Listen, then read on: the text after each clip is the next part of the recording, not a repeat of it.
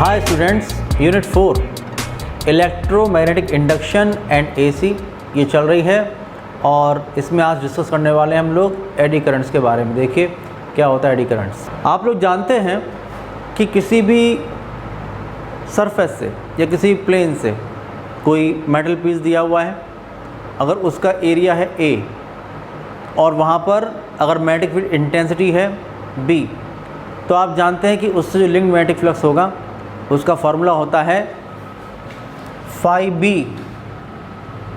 Is equal to B dot A, या formula होगा BA cos theta.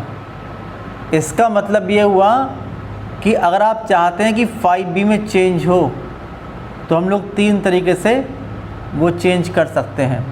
या तो आप B को चेंज करो, या आप जो कांटेक्ट एरिया उसको चेंज करिए, या आप थीटा को चेंज करिए। अगर इसमें से एक भी चीज़ आप चेंज कर रहे हैं तो जो लिंक्ड मैग्नेटिक फ्लक्स है वो चेंज होगा।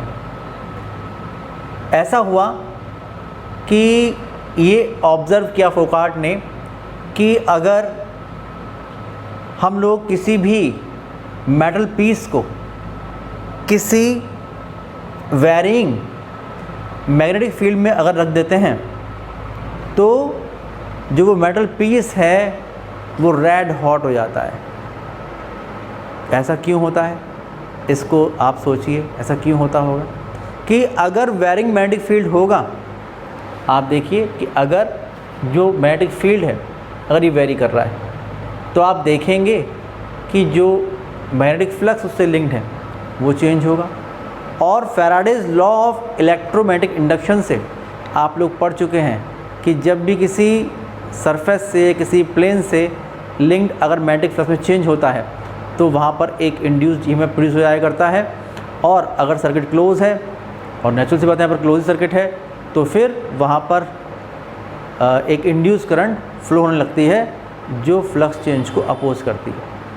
आपको एक बात ध्यान होगी कि अगर मेरे पास ये रखिए एक कॉइल, और मैं इसके पास लाता हूँ एक मैग्नेट, ये लाता हूँ एक मैग्नेट, ये इसका नॉर्थ पोल है, तो आपको ध्यान होगा कि ये पोल नॉर्थ पोल इंड्यूस होगा। इसमें अगर इंड्यूस ईएमएफ की बात करेंगे तो उसका नेचर ऐसा होगा कि वो यहाँ पर नॉर्थ पोल को फॉर्म करेगा। अगर सर्किट क्लोज है ये, तो यहाँ पर जो करंट फ्लो होगी वो फ्लो होगी एंटी क्लॉकवाइज। इस एंड से आप देखेंगे तो एंड रूल से अगर हम देख रहे हैं तो एंटी क्लॉकवाइज करंट फ्लो होगी।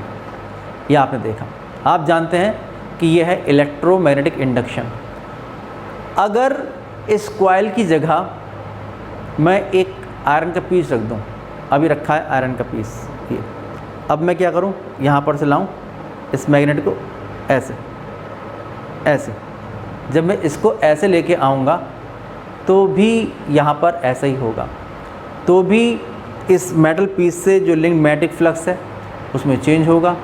और वहाँ पर क्योंकि ये जो मेटल पीस है वो तो एक क्लोज सर्किट है ही, तो यहाँ पर भी एक करंट फॉर्म होगी जो इसके मोशन को अपोज करेगी। करंट होती है, इसको हम एडी करंट कहते हैं। इसका मतलब ये हुआ किसी भी मेटल पीस में जो करंट फॉर्म होती है उसको हम लोग एडी करंट कहते हैं। इस टाइप से अगर उससे लिंक्ड मैग्नेटिक फ्लक्स में अगर चेंज होता है तो उसको हम एडी करंट कहते हैं। उस एडी करंट में क्या होगा कि जो ये मेटल पीस है उसमें भी तो फ्री इलेक्ट्रॉन है, जैसे कि आप देख रहे थे ये हमारे पास एक क्लोज लूप है या कोई कॉइल है, तो वहाँ पर जो करंट फ्लो हो रही थी वो क्यों फ्लो हो रही थी, क्योंकि जितने भी इलेक्ट्रॉन थे वो मिलकर एक इस तरह से चल रहे थे, ये तो करंट फ्लो हो रही थी इस तरीके से, ये हो रहा था। बिल्कुल वैसी बात यहाँ पर होगी जब आप इसको लाओगे, इसके नॉर्थ पोल को पास लाएंगे इस तरह से, और इससे जो लिंक्ड मैग्नेटिक फ्लक्स है जब से चेंज होगा तो करंट फ्लो होगी ऐसे, तो जितने भी फ्री इलेक्ट्रॉन है वो फ्लो होंगे ऐसे, ये इस तरह से ये इलेक्ट्रॉन फ्लो होंगे। इसका जो शेप होता है, इस करंट का जो शेप होता है, अगर मान लीजिए मैं आपसे बात करूँ कि मेटल पीस हमारा ऐसा है,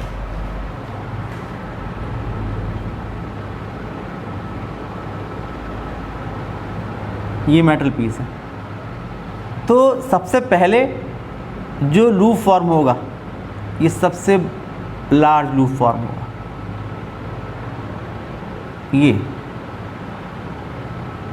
ये लार्ज लूप फॉर्म होगा।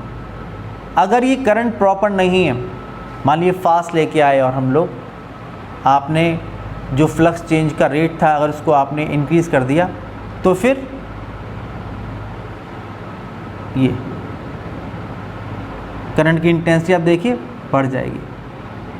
अगर करंट अभी भी सफिशिएंट नहीं है तो ये, फिर ये, फिर ये। तो आप देखिए जो शेप है इसका, ये शेप बिल्कुल ऐसा ही है कि अगर आप जा रहे हैं एक तालाब में, आपने एक पत्थर उठा के फेंक दिया, तो आप देखेंगे कि इसी शेप की वेव्स प्रोड्यूस हुआ करती हैं। जो ये शेप है ना, इसको हम एडी कहते हैं। जो भंवर होता है पानी के अंदर, जब हम लोग कोई पैबल पत्थर फेंकते हैं और जो शेप वेव्स की होती है उसे भंवर कहते हैं, इंग्लिश में कहते हैं एडी। तो ये जो शेप है ये है एडी, और जब करंट इस फॉर्म में प्रोड्यूस होती हैं तो इनको हम एडी करंट्स कहते हैं, इनको हम एडी करंट्स कहते हैं। और जो एडी करंट का फॉर्मेशन है ये बिल्कुल Faraday's law of electromagnetic induction के ऊपर ही बेस्ड है। जैसे कि आपको बताया मैंने, अभी आपने सुना कि अगर हम लोग किसी भी मेटल पीस को अगर किसी भी वायरिंग मैग्नेटिक फील्ड में रख देते हैं तो वो रेड हॉट हो जाता है। उसका रीज़न क्या है? उसका रीज़न यही है कि उनमें एडी करंट प्रोड्यूस होती हैं। आयरन पीस है, उसका रेजिस्टेंस सिग्निफिकेंट रेजिस्टेंस है, और इसलिए जब I square R into T ये होगा तो आप देखिए I square into R into T upon 4.2 इतनी हीट प्रोड्यूस होगी उसके अंदर। तो वो जो आयरन पीस है वो रेड हॉट हो जाया करता है एडी करंट्स के फॉर्मेशन की वजह से। आप देखिए इसका एक एग्ज़ाम्पल मैं आपको बताऊं। एग्ज़ाम्पल ये है, समझिए कि मान लीजिए कि यहाँ पर ये एक ऐसा रीजन है, ये एक ऐसा रीजन है जहाँ पर एक यूनिफॉर्म मैग्नेटिक फील्ड है, और डायरेक्शन जो मैंने बनाई है आप समझ पा रहे होंगे कि ये डायरेक्शन है इस रीजन में। जो डायरेक्शन ऑफ मैग्नेटिक फील्ड है वो इस बोर्ड के प्लेन के परपेंडिकुलरली इनवर्ड है। यहाँ पर मैं दो फिगर बना रहा हूँ, दिस फिगर नंबर 1, और ऐसे ही इस रीजन में फिर से एक फिगर बनाऊँगा, दूसरा केस शो करूँगा। तो ये जो रीजन है ये यही रीजन है। दूसरा केस शो करना है मुझे, केस फर्स्ट और केस सेकंड, ये दो केस शो करने हैं, इसलिए मैं दो फिगर बना रहा हूँ। तो आप देखिए इस रीजन में भी यही कि जो मैग्नेटिक फील्ड है ये इनवर्ड ये एग्जिस्ट कर रहा है। अब हम लोग ये करते हैं कि एक आयरन की शीट लेते हैं और आयरन की शीट को यहाँ से लाके इसमें डालते हैं। जब आयरन की शीट लेकर मैं यहाँ पर मैंने आयरन की शीट ली और इसको लेकर मैंने इसके अंदर डाला इस आयरन शीट को, इस तरह से ये चलाया। जब मैंने इस तरह से चलाया इसको, तब क्या होगा? तब आप देखिए कि जो ये आयरन शीट है इसका जो एरिया ऑफ कांटेक्ट है, जो ये मैग्नेटिक फील्ड बी था ना, जो magnetic field B inward direction में था, जो ये magnetic field B inward direction में था, उससे जो कांटेक्ट एरिया था आयरन शीट का कांटेक्ट एरिया, जब इसको अंदर स्लिप करेंगे तो ये एरिया बढ़ेगा। जब ये एरिया बढ़ेगा तो बी डॉट यानी फाई भी बढ़ जाएगा। तो इससे जो लिंक मैग्नेटिक फ्लक्स है वो बढ़ जाएगा, और जब इससे लिंक मैग्नेटिक फ्लक्स बढ़ेगा तो आप जानते हैं Faraday's law of electromagnetic induction के अकॉर्डिंग यहाँ पर एक इंड्यूस्ड ईएमएफ प्रोड्यूस हो जाएगा। और आप देखिए कि ये क्लोज सर्किट है यहाँ पर, इसलिए लेंज लॉ के अकॉर्डिंग यहाँ पर एक इंड्यूस करंट फॉर्म होगी और वो फ्लक्स चेंज को अपोज करेगी, उसी कॉज को अपोज करेगी जिसकी वजह से खुद प्रोड्यूस हो रही है। आप जानते हैं कि यहाँ पर जो इंड्यूस करंट है उसका फॉर्मेशन फ्लक्स चेंज की वजह से हो रहा है, इनवर्ड फ्लक्स बढ़ने की वजह से हो रहा है, तो वो उसे कम करने की कोशिश करेगी। अब कम कैसे कर सकती है कि आप देखिए बी ए कॉस थीटा। अब कॉस थीटा यहाँ पर तो थीटा तो में चेंज होगा नहीं, क्योंकि ये तो इस तरह से आप चला ही रहे हो, इसलिए थीटा तो ज़ीरो था तो ज़ीरो ही रहेगा। लेकिन एरिया बढ़ रहा है तो हम एरिया कम कर नहीं सकते, हालांकि कोशिश करती है। और जो बी है उसमें हम चेंज कर सकते हैं, एडी करंट कोशिश करेंगे उसमें चेंज करने की। आप देखिए इनवर्ट बी है और एरिया बढ़ रहा है, तो बी कांस्टेंट और एरिया बढ़ रहा है तो फ्लक्स बढ़ रहा है, तो ये क्या करेगी कि एडी करंट ऐसे फ्लो होगी कि जो बी है उसे कम कर सके। जो बी इनवर्ट था तो ये ऐसे फ्लो होगी, जिसकी वजह से ये ऐसे फ्लो होगी। जो ये एडी करंट की डायरेक्शन है ये ऐसे होंगी, किस डायरेक्शन में, एंटी क्लॉकवाइज, ये, जिससे कि ऊपर की तरफ बी को प्रोड्यूस करे, तो बी को कम करने की कोशिश करेगी, जिससे कि जो फ्लक्स बढ़ रहा है उसको अपोज कर सके। और इसके साथ साथ ये एक रिपल्सिव फोर्स भी एक्सपीरियंस करेगा। जो इस पर फोर्स लगेगा ना, ये इस तरह से लगेगा कि ये उसी कॉज को अपोज करेगा जिसकी वजह से खुद प्रोड्यूस हो रहा है। आप देखिए कि यहाँ पर जो एडी करंट प्रोड्यूस हो रही हैं वो क्यों प्रोड्यूस हो रही हैं, क्योंकि आप इस आयरन की शीट है इसको आप अंदर इंसर्ट कर रहे हैं, इसलिए प्रोड्यूस हो रही हैं। तो यहाँ पर जो फोर्स लगेगा ये बैकवर्ड डायरेक्शन में लगेगा, यानी इस शीट को अंदर डालने को अपोज करेगा, ये होगा, ये है एडी करंट। अब क्या हुआ, अब ये हुआ कि आपने इस शीट को बाहर खींचा। जब आप इस शीट को बाहर खींचेंगे, जब इसी शीट को अब आप बाहर खींचना शुरू कर देते हैं, ये बाहर खींचते हैं। जब बाहर खींचते हैं तो आप देखते हैं कि ये जो एरिया है कॉन्टैक्ट एरिया, ये एरिया कम हो रहा है। जब एरिया कम होगा तो क्या होगा, तो फ्लक्स कम होगा, क्योंकि एरिया कम होगा, बी कांस्टेंट है, ये तो कांस्टेंट है ही। तो जब एरिया कम हो रहा है, बी कांस्टेंट है, तो फ्लक्स कम होगा। तो यहाँ पर जो एडी करंट है अब वो अब फ्लक्स से कम होने को अपोज करेगी, यानी फ्लक्स को बढ़ाने की कोशिश करेगी। कैसे, इस तरह से अपनी डायरेक्शन चेंज करके फ़ौरन से ये अब फ्लो होगी ऐसे इसके अपोजिट डायरेक्शन में, जिसकी वजह से अब जो बी है वो इनवर्ट प्रोड्यूस हो जाए। ये बी को बढ़ाने की कोशिश करेगी, अगर एरिया कम हो रहा है तो बी को बढ़ाने की कोशिश करेगी, जिससे कि फ्लक्स में जो कमी हो रही है उसको अपोज कर सके। और अब आप देखिए कि अब जो इसका मोशन है इसके अपोजिट यहाँ पर ये फोर्स लगना शुरू हो जाएगा। तो ये होती हैं एडी करंट्स। आप देखिए इसके बारे में अभी मैं आपको और बताने वाला हूँ। जैसे कि आप देखें कि आपके पास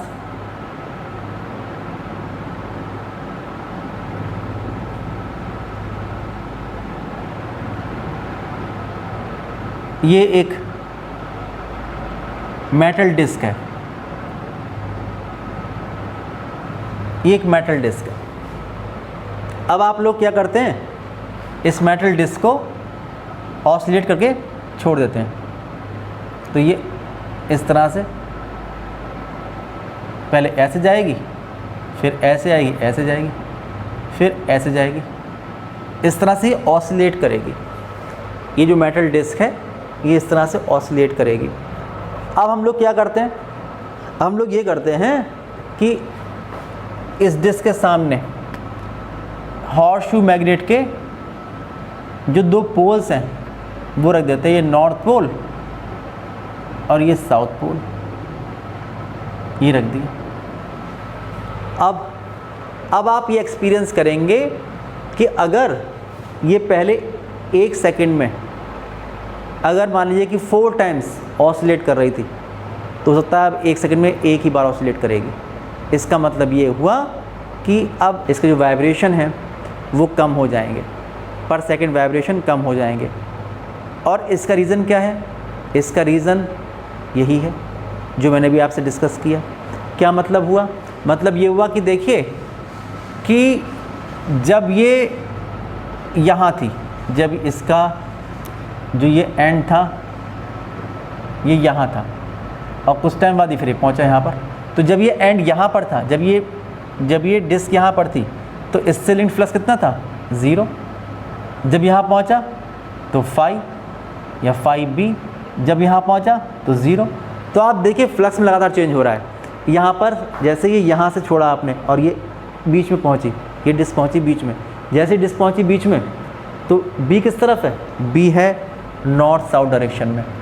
ये डायरेक्शन है बी की, ये डायरेक्शन है बी की, ठीक है भाई, ये हुआ, ये नॉर्थ साउथ डायरेक्शन में बी डायरेक्शन है।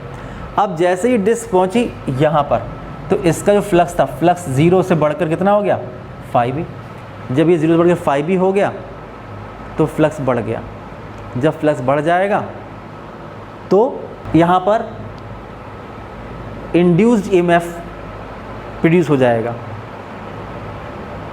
जब इस मेटल डिस्क से लिंक्ड मैग्नेटिक फ्लक्स बढ़ेगा तो Faraday's law of electromagnetic induction के अकॉर्डिंग जब किसी भी सरफेस से लिंक्ड मैग्नेटिक फ्लक्स में चेंज होता है तो वहाँ पर एक इंड्यूस्ड ईएमएफ प्रोड्यूस हो जाया करता है और एक इंड्यूस करंट फ्लो होने लगती है जो हमेशा उसी कॉज को अपोज करती है जिसकी वजह से कुछ प्रोड्यूस हुआ करती है। तो यहाँ पर से पहुँचने पर जैसे ही पहुँचेगी बीच में तो इससे जो मैग्नेटिक फ्लक्स लिंक था इस डायरेक्शन में बढ़ गया, तो यहाँ पर कैसी करंट प्रोड्यूस होगी, ये जो फ्लक्स चेंज को अपोज करेगी और यही एडी करंट है। लेकिन ये इसकी वजह से रुक नहीं पाएगी, इसके मोशन में तो कमी आएगी। जैसे ही इसके अंदर जैसे ही मैग्नेटिक फील्ड में एंटर करना शुरू करेगी वैसे ही जो एडी करंट प्रोड्यूस होगी वो इसके मोशन को रिटार्ड करेगी, उसी कॉज को अपोज करेगी जिसकी वजह से खुद प्रोड्यूस हो रही है। लेकिन इनर्शिया प्रॉपर्टी की वजह से ये डिस्क यहाँ रुक नहीं पाएगी और बढ़ जाएगी आगे। जब ये यहाँ पहुँचेगी, यहाँ से जैसे कि यहाँ से निकल के यहाँ पहुँचेगी तो इससे इस डायरेक्शन में जो लिंक मैग्नेटिक फ्लक्स था वो क्या हो गया, ज़ीरो। तो ये उसी फ्लक्स को मेंटेन करने के लिए जो अभी एडी करंट थी ऐसे, वो निकलने के बाद इसमें एडी करंट हो जाएंगी ऐसे। ये ऐसा नहीं कि यहाँ पर एडी करंट नहीं होगी, यहाँ पर एडी करंट हो जाएगी ऐसे और फिर ये लौट के आएगी ऐसे। जब ये लौट के आएगी ऐसे तब तक ये एडी करंट खत्म हो चुकी होंगी। अब ये लौट के आएगी ऐसे, जैसे ही इसके अंदर आएगी वैसे ही फिर से मैग्नेटिक फ्लक्स इस डायरेक्शन में यहाँ पर लिंक्ड है तो ये ऐसे, फिर रुक नहीं पाएगी लेकिन रिटार्ड होगा इसका मोशन और फिर ये यहाँ पर बाहर निकल के आएगी ऐसे। जब बाहर निकल के आएगी ऐसे तो फिर से जो लिंक मैग्नेटिक फ्लक्स है वो कितना हो गया, ज़ीरो। तो ये फिर से जो एडी करंट थी वो ऐसे ही होंगी। तो आप देखिए जो एडी करंट हैं वो हमेशा फ्लक्स चेंज को अपोज करेंगी और दूसरी बात फ्लक्स चेंज को अपोज करने के साथ साथ उस कॉज को भी अपोज करेंगी जिसकी वजह से प्रोड्यूस हो रही हैं। यानी कि बार बार या तो इसके अंदर जाने को अपोज करेंगे, इसके अंदर पहुंच गई एक बार। अगर ये जो मेटल डिस्क है, पहली बात तो ये कि मेटल डिस्क यहाँ से इसके फील्ड के अंदर एंटर करने को अपोज करेगी क्योंकि यही तो कॉज है जो फ्लक्स चेंज जिसकी वजह से हो रहा है, जिसकी वजह से एडी करंट प्रोड्यूस होंगी। और अगर ये यहाँ पहुँच गई तो फिर बाहर निकलने को अपोज करेगी क्योंकि फिर जब ये बाहर निकलेगी तो फ्लक्स फिर से फाई से ज़ीरो होगा, फ्लक्स चेंज होगा और फ्लक्स चेंज की वजह से फिर एक इंड्यूस डी में प्रोड्यूस होगा और फिर से इंड्यूस करंट फ्लो होंगी यानी एडी करंट प्रोड्यूस होंगी और इसलिए उसी कॉज को अपोज करेंगी। इसलिए जो इसके वाइब्रेशंस होते हैं या जो इसके ऑसिलेशंस होते हैं वो डैम्प्ड ऑसिलेशंस हो जाया करते हैं, यानी कि तेज़ी से नंबर ऑफ़ वाइब्रेशन पर सेकंड जो होते हैं वो कम होना शुरू हो जाया करते हैं। तो ये हैं eddy current. Eddy currents are formed in the interior of iron coils of the rotating armature of motors and dynamos and also in the cores of transformers.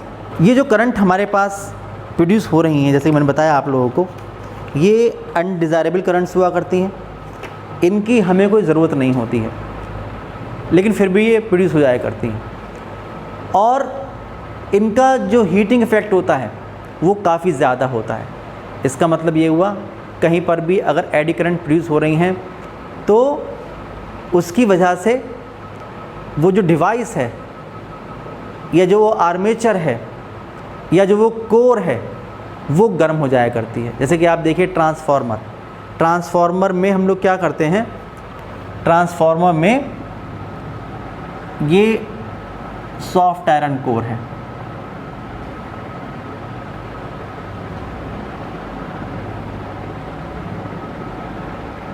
यह है सॉफ्ट आयरन कोर। इसके ऊपर यहाँ पर हम लोग, ये आपको ध्यान होगा कि मैंने बताया था कि म्यूचुअल इंडक्शन पर बेस्ड है।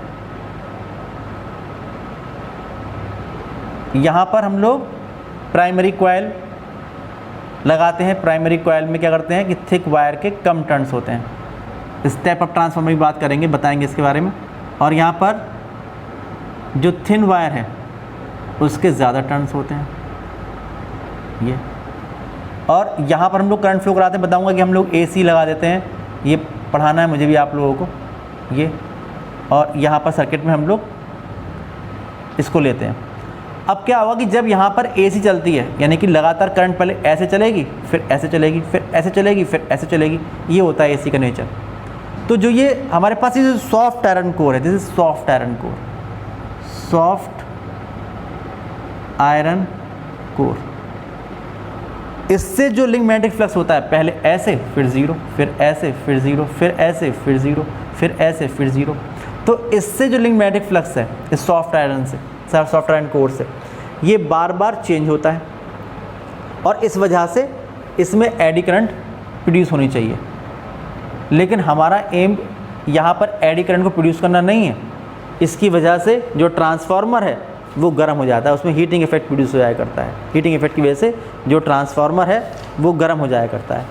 तो इसलिए ये अनडिज़ायरेबल करंट से हम चाहते हैं कि कम से कम करंट फ्लो। जो कॉइल में आपने अगर सॉफ्ट आयरन कोर पर वाइंडिंग करी हुई है और उसमें आपने AC को फ्लो कराया अल्टरनेटिंग करंट को, तो उसमें भी एडी करंट प्रोड्यूस होंगी जो अनडिज़ायरेबल होंगी। तो ऐसे केस में एडी करंट को हम मिनिमाइज़ करना चाहते हैं। मिनिमाइज़ करने के लिए जो ये सॉफ्ट आयरन कोर है ना, इसको फॉर्म करने के लिए हम क्या करते हैं कि आयरन शीट के पतले पतले लैमिनेशंस लेते हैं, ये पतले पतले लैमिनेशंस लेते हैं। स्टेबलाइजर वगैरह खोल कर आप देखें उसकी कोर को, तो पतले पतले लैमिनेशंस होंगे और फिर इसको इंसुलेशन से वार्निश भर कर इसको हम लोग एक बड़ा पीस बना देते हैं।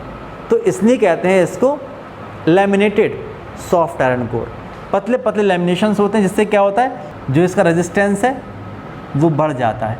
जब रेजिस्टेंस बढ़ जाएगा तो जो इंटेंसिटी है एडी करंट्स की वो कम हो जाएगी, क्योंकि ये अनडिज़ायरेबल भी होती हैं। इसको फ्लो कराने में एक्स्ट्रा वोल्टेज भी खर्च करनी पड़ती है और दूसरी बात ये कि ये हीटिंग इफेक्ट भी प्रोड्यूस करती हैं। इसलिए हम लोग हमेशा जहाँ पर भी हम लोग सॉफ्ट आयरन कोर की बात करते हैं वो लैमिनेटेड सॉफ्ट आयरन कोर का हम यूज़ करते हैं। ये होती हैं एडी करंट्स। अब आप देखिए इसके एप्लीकेशंस ऑफ एडी करंट्स। जो फर्स्ट एप्लीकेशन है ये है डैम्पिंग इन इंस्ट्रूमेंट्स।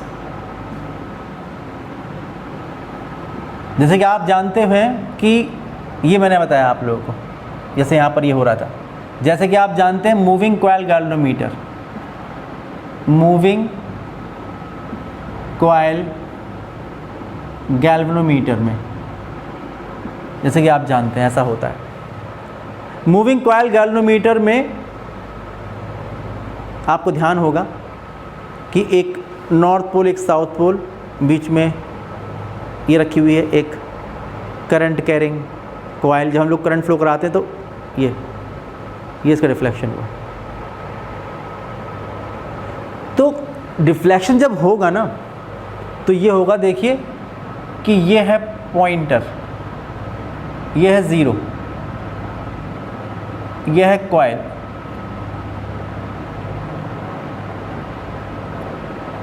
जब ये ज़ीरो से कॉइल डिफ्लेक्ट हुई, ये जब डिफ्लेक्ट हुई इस तरह से, जब डिफ्लेक्ट हुई और डिफ्लेक्ट होके इसको पहुंचना था मान लीजिए 2 एम्पियर पे, लेकिन जब ये ऐसे घूमी तो ये 2 पर इसको रुकना था, लेकिन 2 पर रुक ना पाई और रुकने की बजाय ये पहुंच गई थोड़ा सा मोमेंट ऑफ इनर्शिया की वजह से थोड़ा सा आगे, यहाँ पहुंच गई। और जब यहाँ पहुंच गई तो जो ऊपर जो आप देखें टॉर्जन हेड लगा हुआ है, उससे जो फॉस्फोर स्ट्रिप लटकी हुई है, फिर उसने एक टॉर्क लगाया तो ये लौट कर वापस आना चाहती थी, यहाँ पहुँच जाती, लेकिन रुक नहीं पाई, वो पहुँच गई यहाँ पर। तो आप देखिए ये ऑसिलेट करेगी इसके बीच में। आप वेट करेंगे कि अरे भाई वेट कर लें, जब 2 एम्पियर पर रुकेगी तो हम इसकी रीडिंग ले लेंगे। तो इसको यहाँ पर ये ज़रूरी है कि डैम्पिंग इफ़ेक्ट से इसको वहीं पर रोक दिया जाए जो इसकी एक्चुअल रीडिंग है।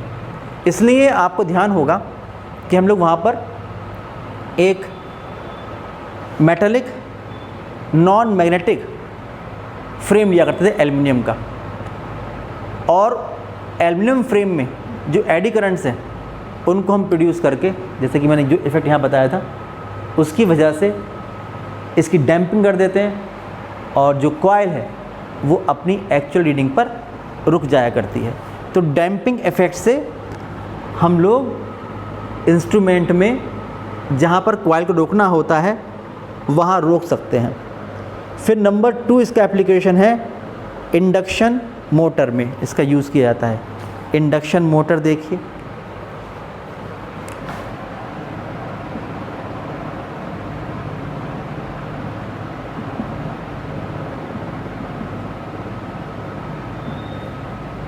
इंडक्शन मोटर का मतलब हुआ low power and low RPM rounds पर मिनट, जैसे फैन है, कूलर है, इसमें हम लोग यूज़ करते हैं। इसमें यह होगा कि ये लगी हैं 2 कॉइल, ये लगी हैं 2 कॉइल, ये लगी हुई हैं, एसी फ्लो कराएंगे,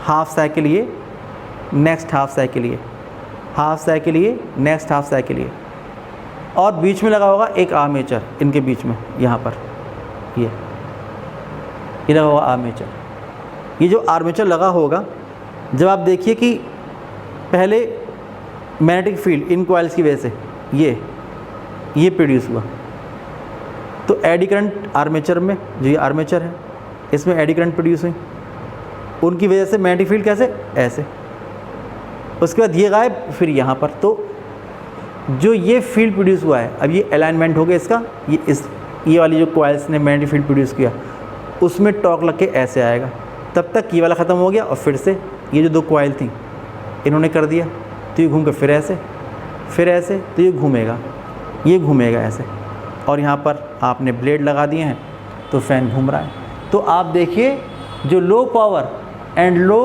आरपीएम वाले मोटर होते हैं, इनको हम इंडक्शन मोटर कहते हैं, फ़ैन कूलर वगैरह में, वहाँ पर जो रोटेट करते हैं उसमें एडी करंट का एक बहुत बड़ा रोल हुआ करता है।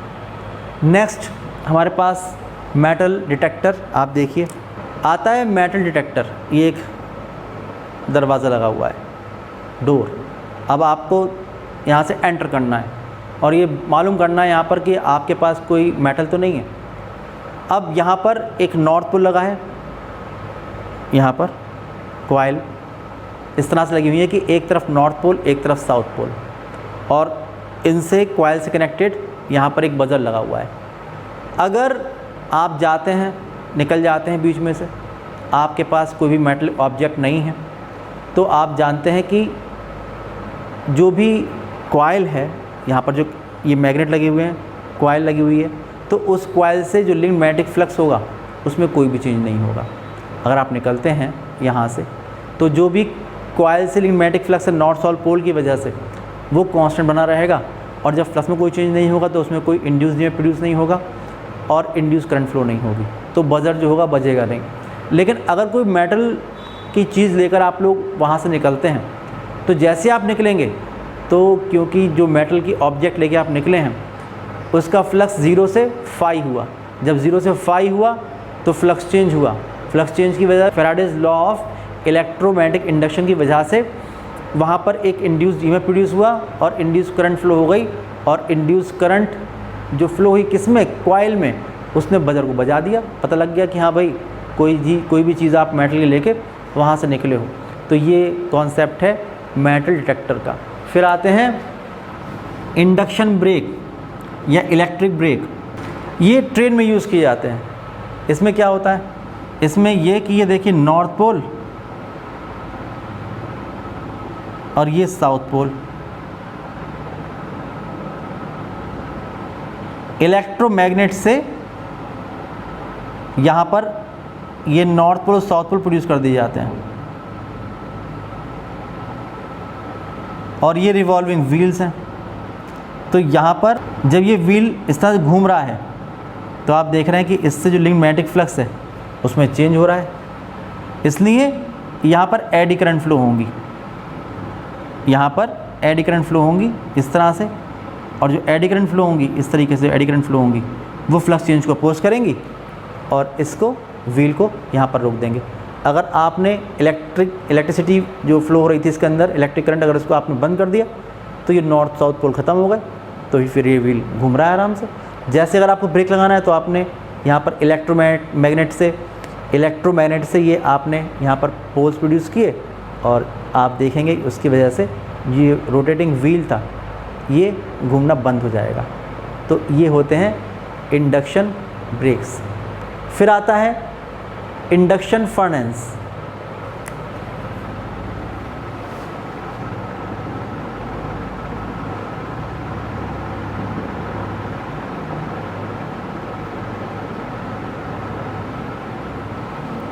मान लीजिए कि ये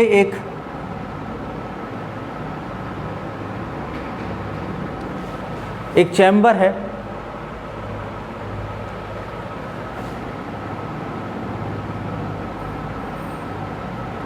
और इसमें मेटल पीसेस रखे हुए हैं और आप चाहते हैं कि जो ये मेटल पीसेस रखे हुए हैं ये मेल्ट हो जाएं। अब इसको मेल्ट कराने के लिए जो टेम्परेचर है वो बहुत हाई होना चाहिए। अगर मान लीजिए 2000 डिग्री सेल्सियस में मेल्ट होंगे तो जो भी सोर्स आपका है उसका टेम्परेचर 2000 डिग्री सेल्सियस से ज़्यादा होना चाहिए। इसलिए इतना हाई टेम्परेचर कैसे आप क्रिएट करेंगे, इसलिए हम लोग यहाँ पर यूज़ करते हैं इंडक्शन फर्नेस का। इंडक्शन फर्नेस क्या होगा कि ये पोल पीसेस लगाएंगे यहाँ पर, ये पोल पीसेस ये कॉइल से, और यहाँ पर ये एसी ये लगा देंगे। एसी पहले ये नॉर्थ, ये साउथ, फिर ये साउथ, ये नॉर्थ, ऐसे पहले मैग्नेटिक फील्ड ऐसे, फिर ज़ीरो, फिर ऐसे, फिर ज़ीरो, फिर ऐसे, फिर ज़ीरो, फिर ऐसे, फिर ज़ीरो, ये होगा। तो जो ये रखा है हमारे पास स्क्रब मेटल रखा हुआ है, इस स्क्रब मेटल में इलेक्ट्रिक करंट जो इलेक्ट्रॉन्स हैं वो ऐसे, फिर ऐसे, फिर ऐसे, फिर ऐसे, फिर ऐसे, फिर ऐसे, और हीटिंग इफेक्ट डेवलप करते रहेंगे। हीटिंग इफेक्ट से टेम्परेचर लगातार बढ़ता जाएगा। जितनी देर आप चलाओगे उतना ही टेम्परेचर बढ़ता जाएगा एडी करंट्स की वजह से, और कुछ टाइम बाद ये मेल्ट हो जाएगा। तो आज हम लोगों ने एडी करंट्स का फॉर्मेशन पढ़ा। ये पढ़ा कि एडी करंट्स की वजह से हमें फ़ायदा भी है और नुकसान भी है। आप देखिए नुकसान इसलिए है क्योंकि ये अनडिज़ायरेबल करंट है, इसकी वजह से एनर्जी का लॉस होता है। जो भी एक्स्ट्रा पावर खर्च हो रही है एडी करंट को फ्लो कराने में वो हीट की फॉर्म में वेस्ट हो रही है। तो loss of energy, loss of power ये है, इसलिए इससे नुकसान हुआ क्योंकि एनर्जी का वेस्टेज है। लेकिन फ़ायदा भी है, आप जैसे भी इसको यूज़ कर लें।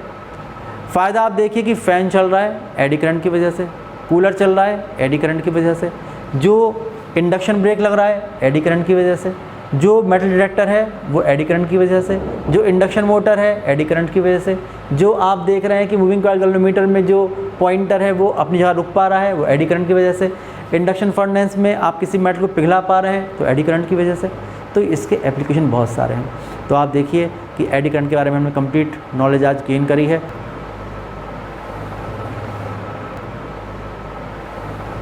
आज रखते हैं इतना ही। नेक्स्ट वीडियो में इसके आगे का जो भी पोर्शन है उसको डिस्कस करेंगे।